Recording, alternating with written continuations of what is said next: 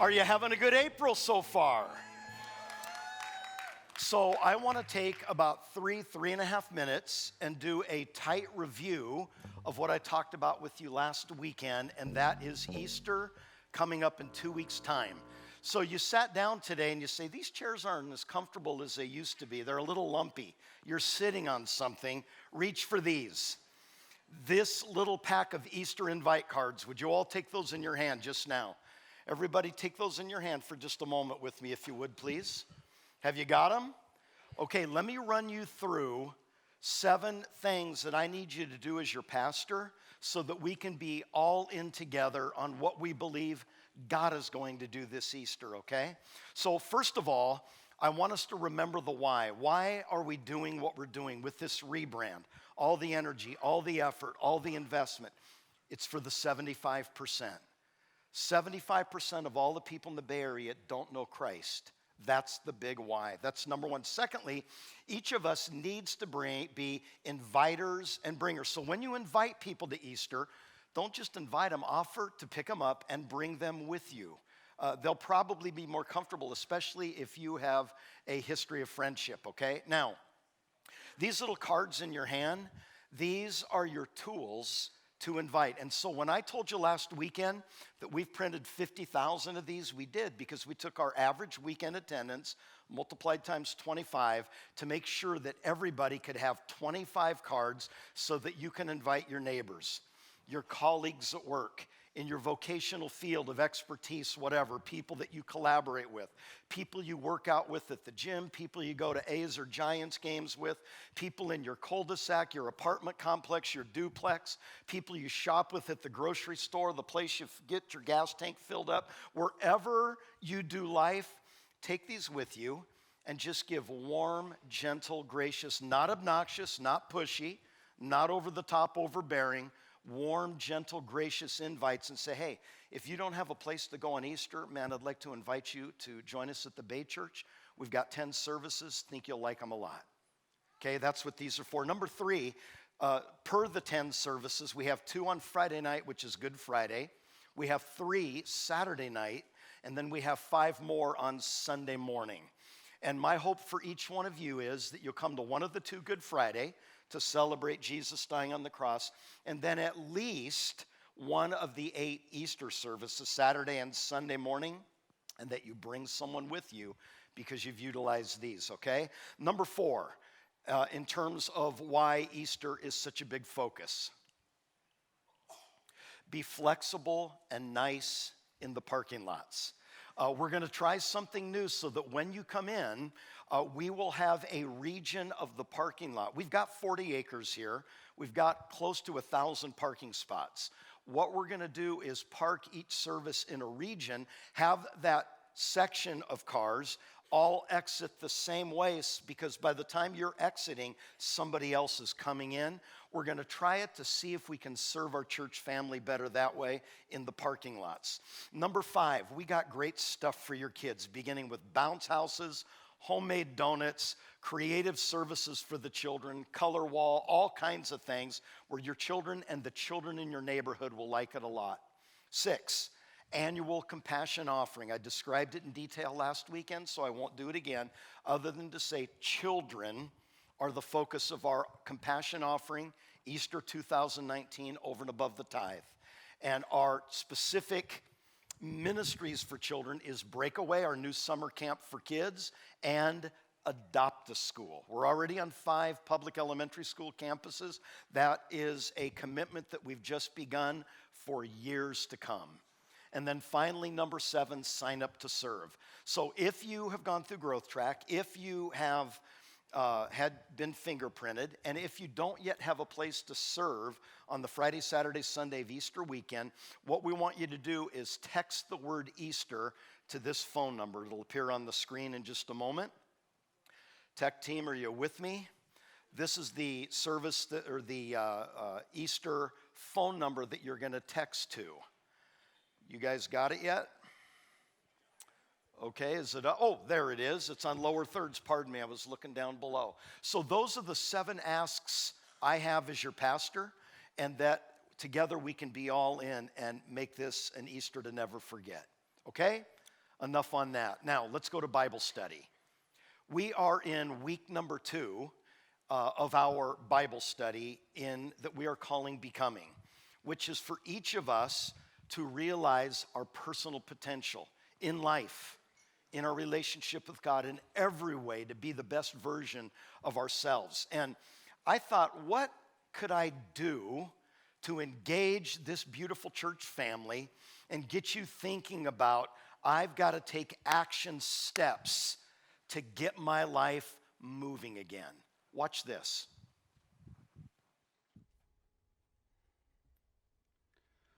Do it! Just do it! Don't let your dreams be dreams. Yesterday, you said tomorrow, so just do it! Make your dreams come true! Just do it! Some people dream of success while you're going to wake up and work hard at it. Nothing is impossible. You should get to the point where anyone else would quit, and you're not going to stop there. No, what are you waiting for? Do it! Just do it! Yes, you can! Just do it! If you're tired of starting over, stop giving up.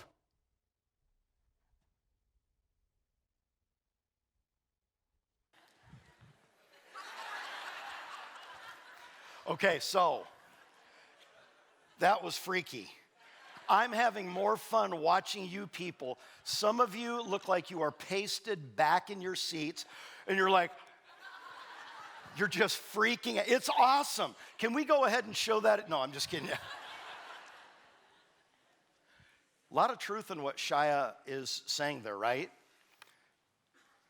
Why do we wait until we get cancer? Why do we wait until our mate leaves?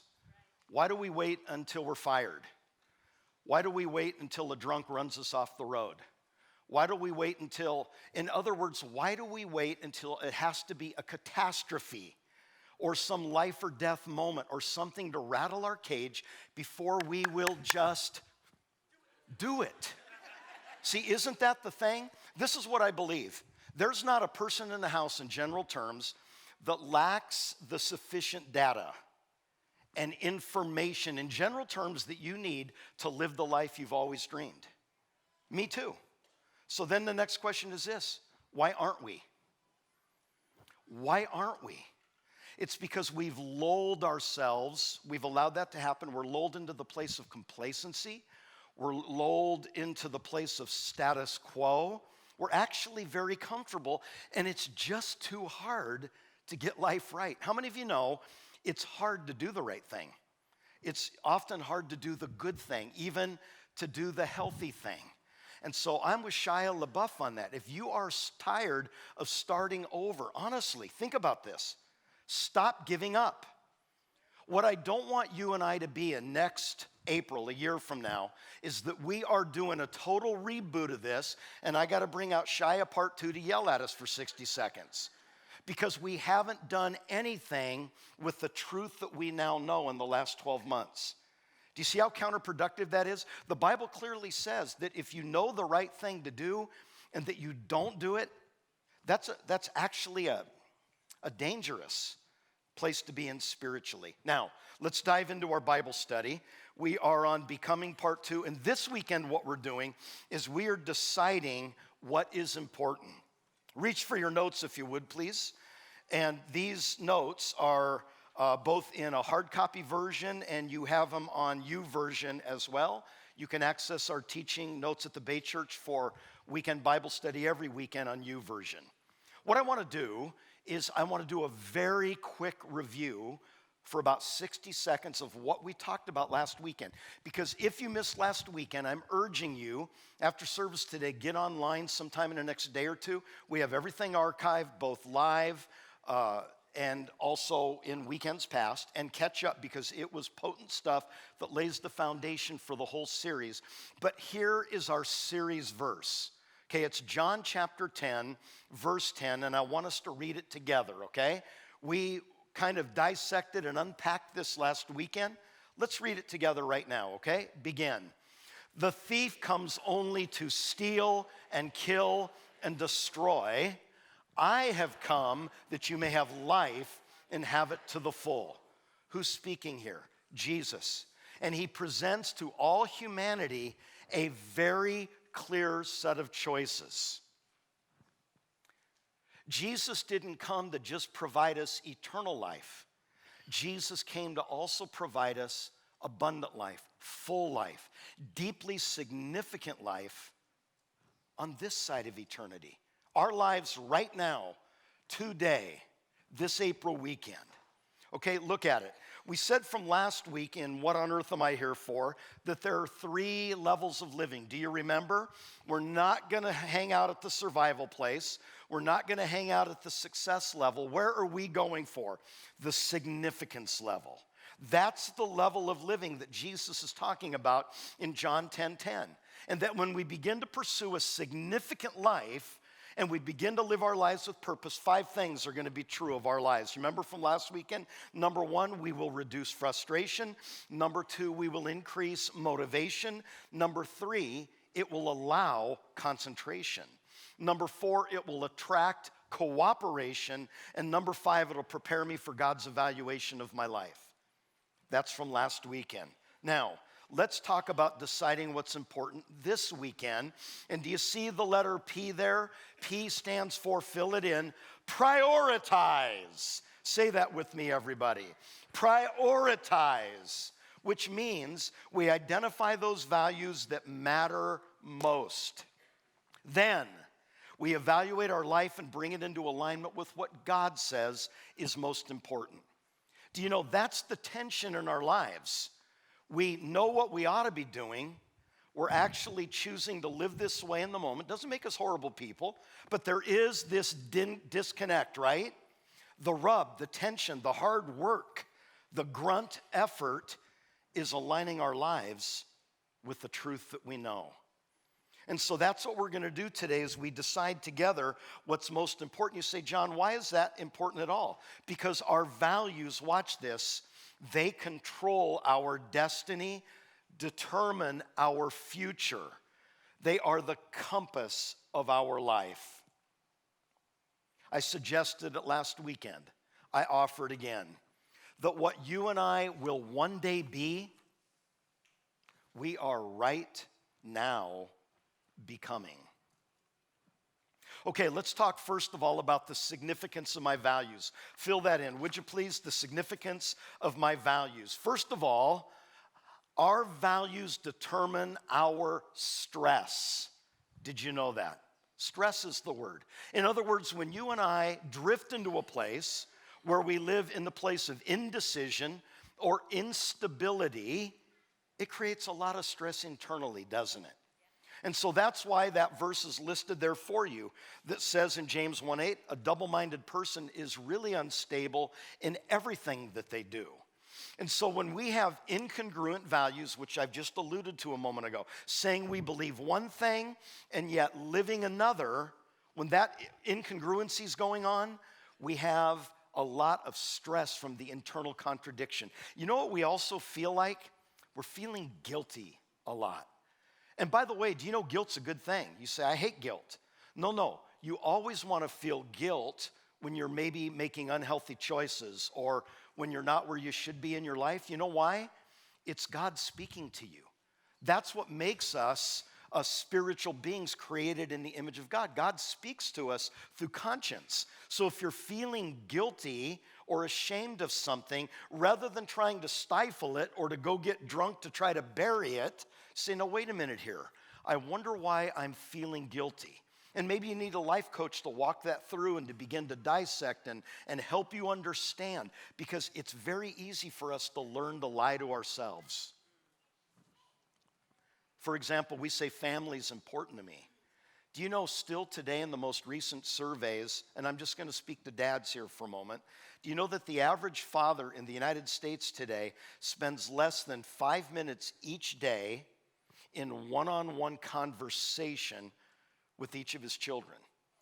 That doesn't mean they don't do stuff together. They just don't talk. They're watching somebody hit a ball or run away from large men or whatever it is that they're doing, drive, noisy cars or trucks or what. But there's no actual soul connection, conversation, less than 5 minutes a day. We say family's important, but we put everything else in our life ahead of it, hobbies, work, etc. Or, for example, and we're talking here about incongruent values, we say, you know what? Health is really important to me, my health.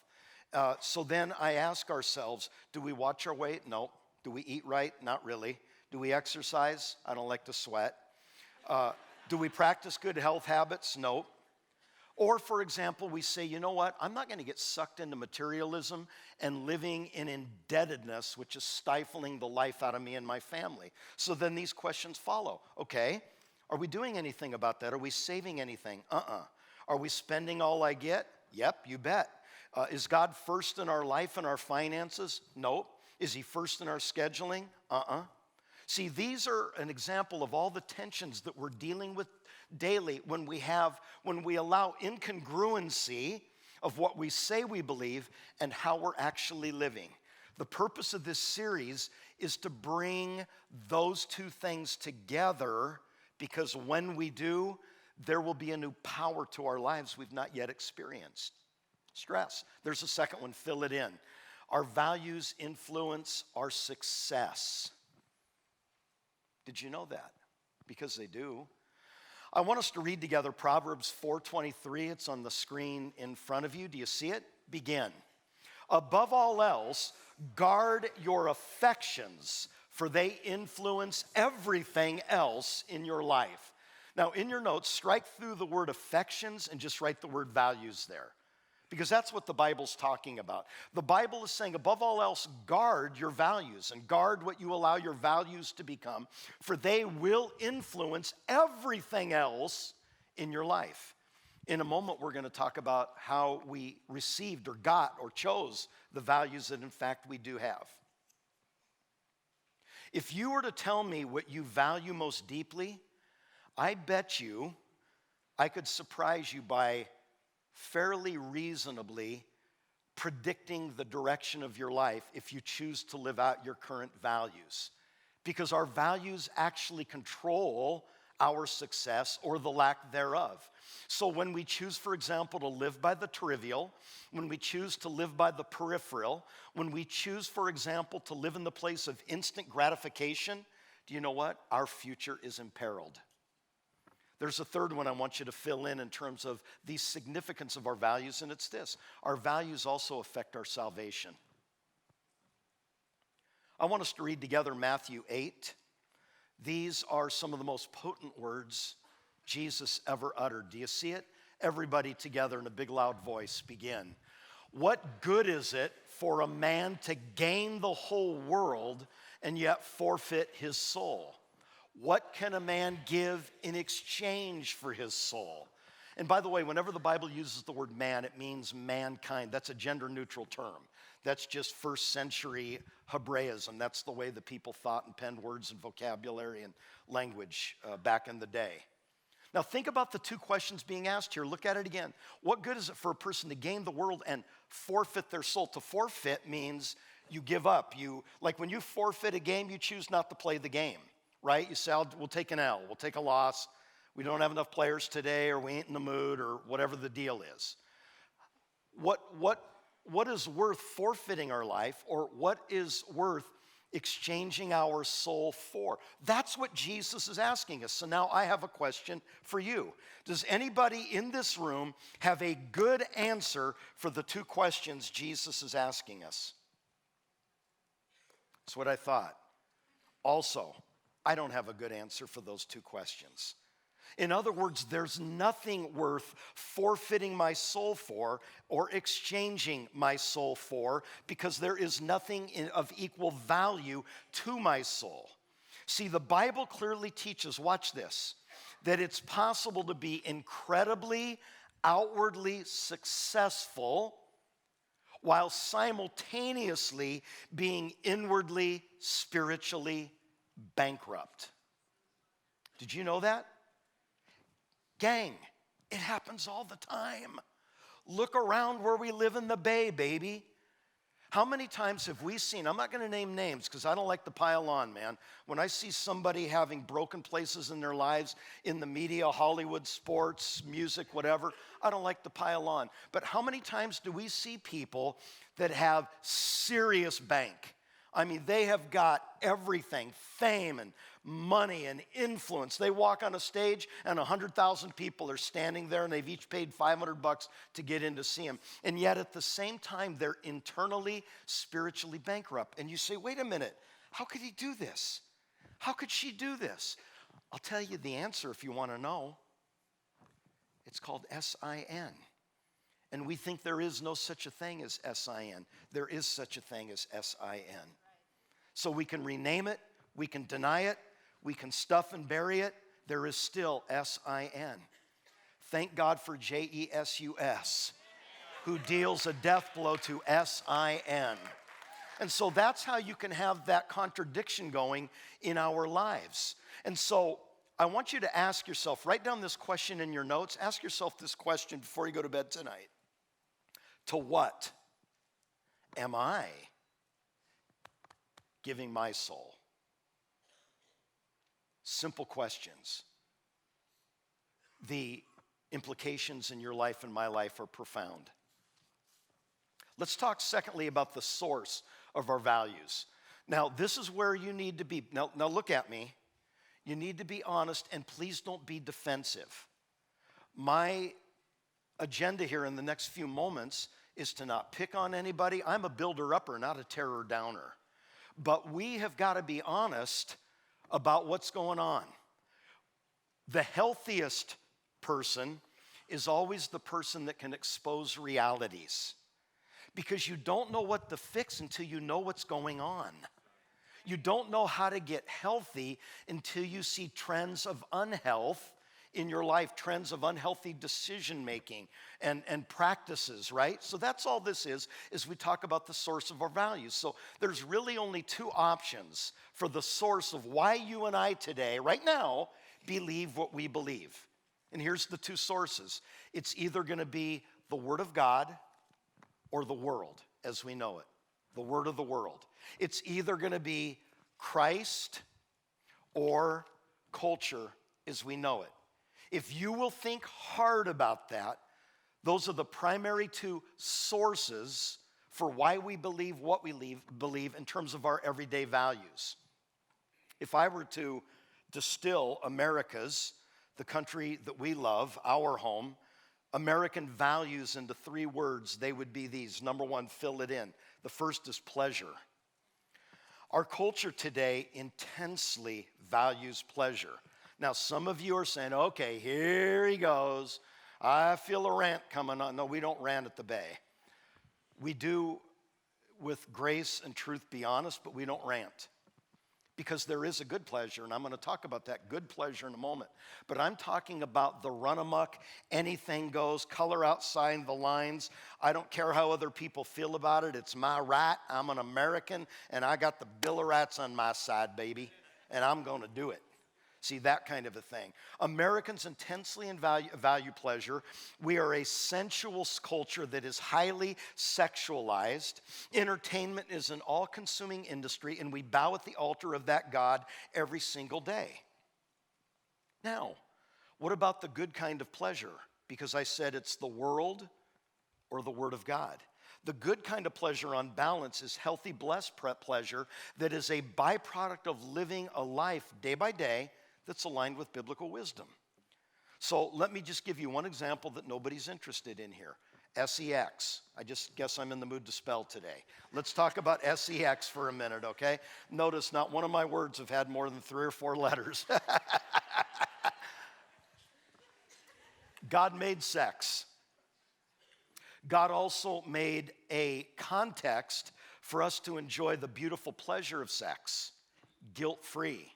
Now, I know our culture doesn't believe in it anymore, but let me tell you what that guilt-free context is. It's called marriage, because God says sex is so powerful because you actually become one in body with that other human being. It's so powerful, you'll only be able to enjoy it guilt-free, shame-free, with full pleasure if you've made an enduring commitment to the person that you're sharing your sexual expression with. So God created marriage. And so I have a word for you today. When anybody asks you, hey, what'd you learn in church today? This is exactly what I want you to tell them next. Say, the pastor said, to married people, enjoy sex in your marriage. Knock yourself out. Experience the incredible pleasure and be blessed while you're enjoying it. Tell that to people. They'll want to come to this church. See, I've expressed two kinds of pleasure from the two sources that define our values today. One is pleasure that we live with guilt, shame, a nagging conscience. We know at some point we are going to get in trouble when we get busted. And the other kind is guilt-free, shame-free, joyous, uncluttered pleasure that's God created because he's given us not only the gift, but the context to enjoy the gift. However, in American culture, we pursue pleasure as an end in and of itself. We've divorced our pleasure seeking from the Father's loving, wise, moral framework. When we do that, what does it bring into our lives? Pain, P-A-I-N, pain. Because when God says, my child, don't sin, what God is really saying is, my child, don't hurt yourself. See, we make the choices, remember this, but the consequences are built in. We can't choose consequences, we can only choose choices. So if you want good consequences in your life, if I want good consequences in my life, let's make good choices. You say, well, how would I know what good choices are? It's either the Word or the world. You pick. So the first is pleasure. What's the second source of America's sort of cultural identity in terms of values? It would be possessions. Read it with me, would you please? Luke 12:15. Luke 12:15. Do you see it there, everybody? Beginning with the word beware. Let's read it together. Beware. Don't always be wishing for what you don't have. Real life and real living are not related to how rich we are. Can you believe how potent those words of the Master are yet again? Our culture is consumed with consuming. It seems that in America, said one, we believe in life, liberty, and the purchase of happiness. We try to charge card our way to happiness. We believe the false value that our self-worth is based upon our net worth. But again, a loving God says, not so fast. My child, your net worth and your self-worth have nothing in common. Your value and your valuables are not related. Acquisition is not the measure of success. Acquisition is not the purpose of your life. I'm asking you, all of us, this candid question. Have we drunk the Kool-Aid? And here's the Kool-Aid that our countrymen drink with impunity. Just a little bit more. Just a little bit more. That when we have just a little bit more, then everything will be okay. Really, think about this with me for a minute, see if it's true. Today, you and I are struggling on an income that 10 to 15 years ago we would have thought was a phenomenal income. And we were struggling 10 to 15 years ago on that income back 10 to 15 years ago, and we drank the Kool-Aid then, just a little bit more. Well, 10 to 15 years have passed. We got more than a little bit more. We got a lot more, and we're still struggling. So where's the problem? I know what you're thinking. The evil real estate market in the Bay Area. I know that that's all what we're thinking. That there is truth to that. But what's really the variable in that is our desires, is our internal inability to be content with what we have. That's not preached often in American culture. Listen to this. This is Ecclesiastes 5:10. The Bible puts it this way. If you love money, because remember, money is a neutral power. Money can be used for good. Money can be used for bad. Money's not evil. But when we love money, Ecclesiastes 5:10 says, we will never have enough. Can I bottom line you? I'm a bottom line kind of guy. 1 Timothy 6:7, the Bible says, we brought nothing into the world, and we can take nothing out of the world. Do you know what that means? Naked in, naked out. Naked in, naked out. And I know, probably as much or more than anybody in this room, I have been walking alongside human beings for 4 decades now. I've got 4 of my own children, and I've buried hundreds. And I've watched all the drama, all the story play out in all of these beautiful lives. Naked we arrive, naked we leave. Naked we arrive, naked we leave. The only thing we can take with us from this life into the next life is a life lived for God. Think on these things. Here's the final one that Americans are big on, and that's prestige, power, popularity, position. It's like a narcotic that seduces the American soul because we don't want to believe this, but we do believe this. And again, we've drunk the Kool-Aid. Image is everything. I wasn't planning on saying this, but it's in my heart. I'm privileged to be the father of 2 daughters. And I hate what American culture has done to our women. You are not of value because of the way you look, or your body fat index, or the label on your clothing, or all that other stuff.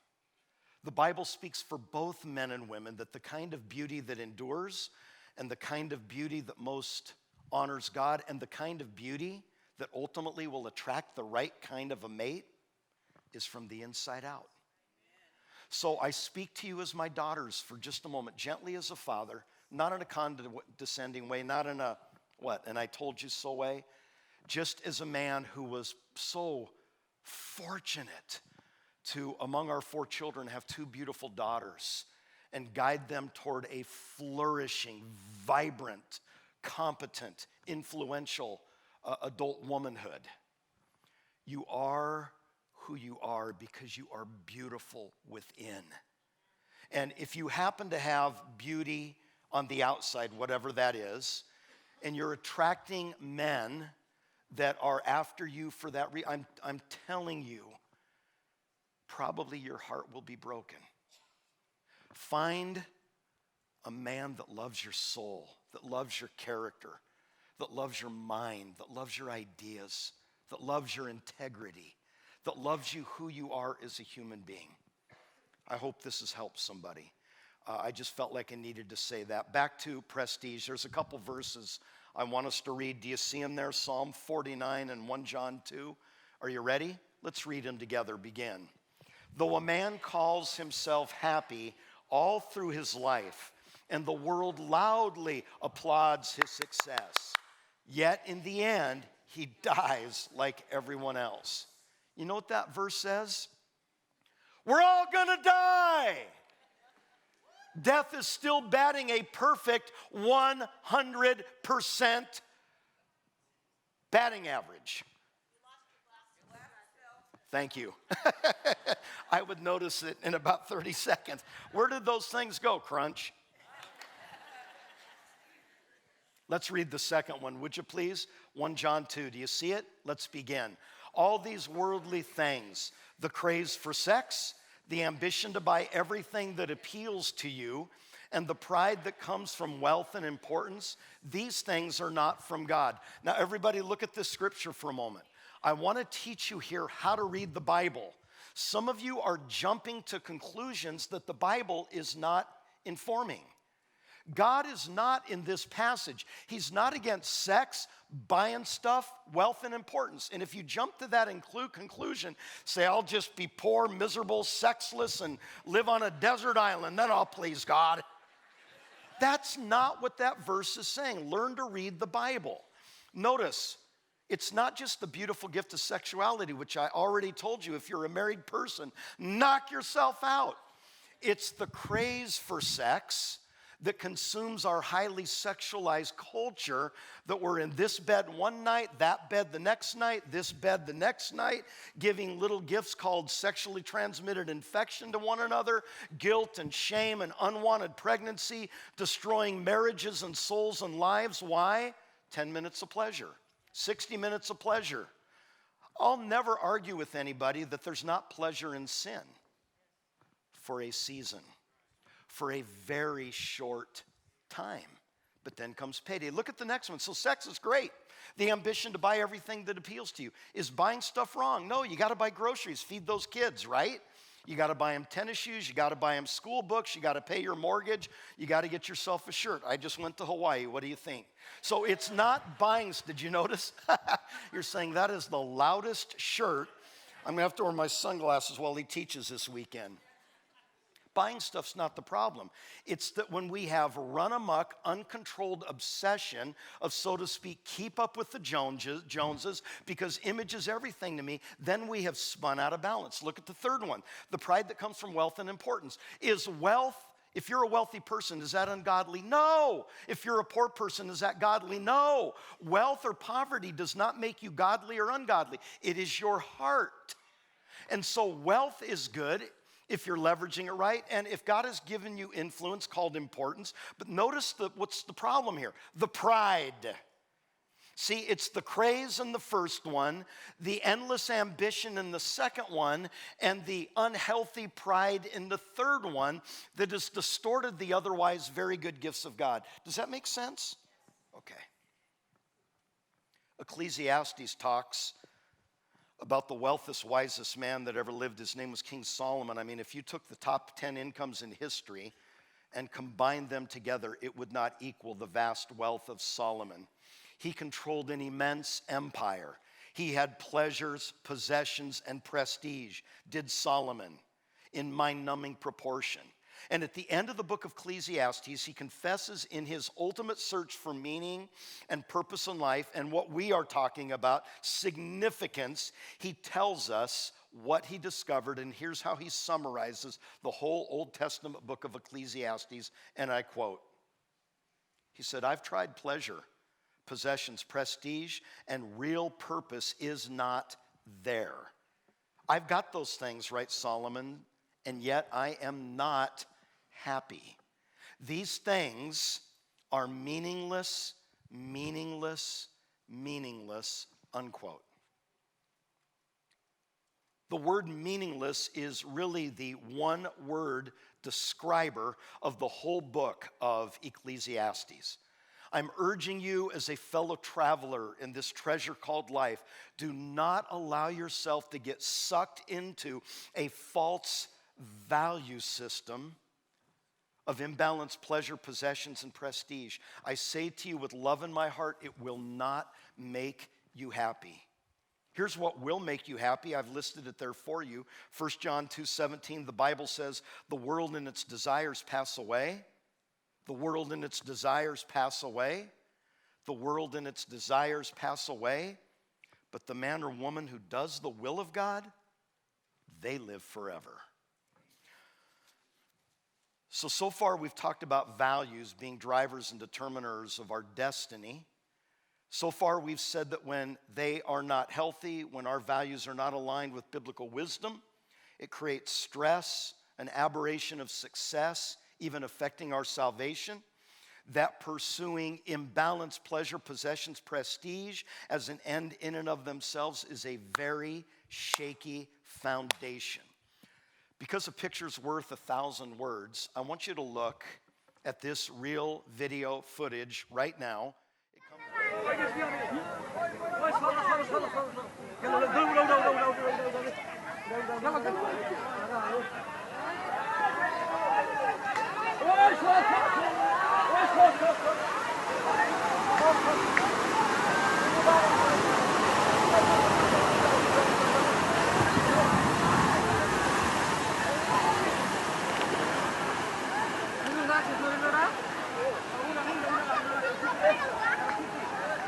And Jesus Christ taught that there were two people that built their homes, and one was wise indeed and built on a solid foundation of enduring values, and one was foolish and built on transient, false values that will not endure. And when the inevitable storms come against life, come against that house, the one with the weak foundation will collapse and disappear forever. A very apt visual of one of the legendary parables of the Master. Let's wrap up this thing, this Bible study this morning. Let's wrap on this very positive note of building our lives on lasting values. First of all, fill it in, evaluate what's important. Now, we've already talked about that today, but to embed it yet more deeply, look at Job 34 with me, would you please? Let's read it together. Begin. We should choose to follow what is right, but first, we must define what is good. Now, the hard copy notes say we must decline what is good. No, not decline, define what is good from Job 34. In other words, before we do what is good, we have to define what is good, or we have to define what is important. In other words, try this on. A working definition of success is this. Success is the feeling that you and I get when we live out good values, which is to say God's values, which is to say we have an internal validation or a healthy internal affirmation going on, and that's a good thing. So I want to give you a homework assignment.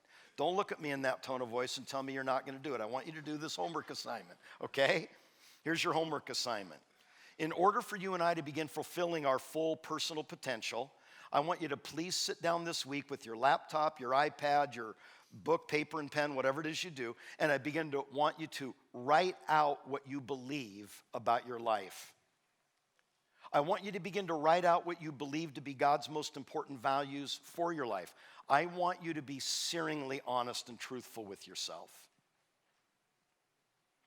I want you to write down what you would ultimately like to become. Transport your life, fast forward 50 years, and add that to your current age. Some of you are saying, I'll be dead a long time. Okay? No, you'll be in heaven, but I get what you're saying with the math. Transport your life 50 years left, or whatever number you are now, to the end of your days, and say, what would I like my life to become? What would I like my life to have been known for? What is God's purpose for my life? In my life that I'm doing now, what is a waste of time, and what is an excellent use of time? Write this one down. What sentence do I want on my tombstone?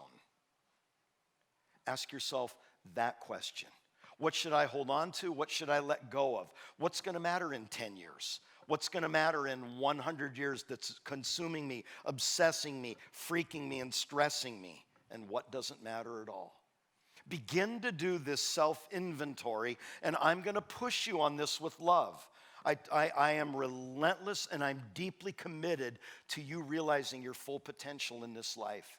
Look at this principle. It's there on the screen before us. Let's read it together. It begins with the words, many people. Begin. Many people know what they're supposed to have in life, but no idea what they're supposed to be in life. Biblically, being always dramatically trumps having. Do you have a clear image, a clear vision of what God is calling you to be? It's time, baby, to figure that out. That's what this becoming journey is all about. Figuring out. Fill it in. Number 2, eliminate what's not important. Eliminate what's not important. And in the interest of time, I'm going to fast forward here by saying, if what you're currently doing is not working in your life, don't just do it harder. Stop it and start doing healthy stuff. You say, John, you don't really need to say that. Just be a pastor for a while, buckwheat. You'll see that you do need to say. I talk to people that have been doing destructive stuff for 30 years, and I'm pulling out my few remaining hairs. And I'm saying, my dear, why are you still doing it? I don't know. Well, don't do that no more. You're killing yourself. Here's the third one, fill it in.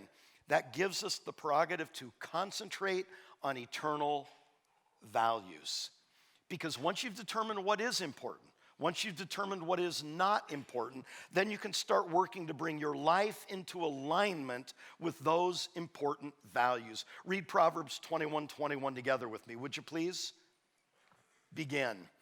He who pursues righteousness and love finds life, prosperity, and honor.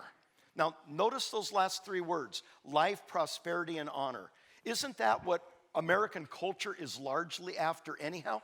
God just promised, I will give these things to you, but not on our terms, on his terms. It's the first part of that sentence. Check it out. He who pursues, she who pursues righteousness.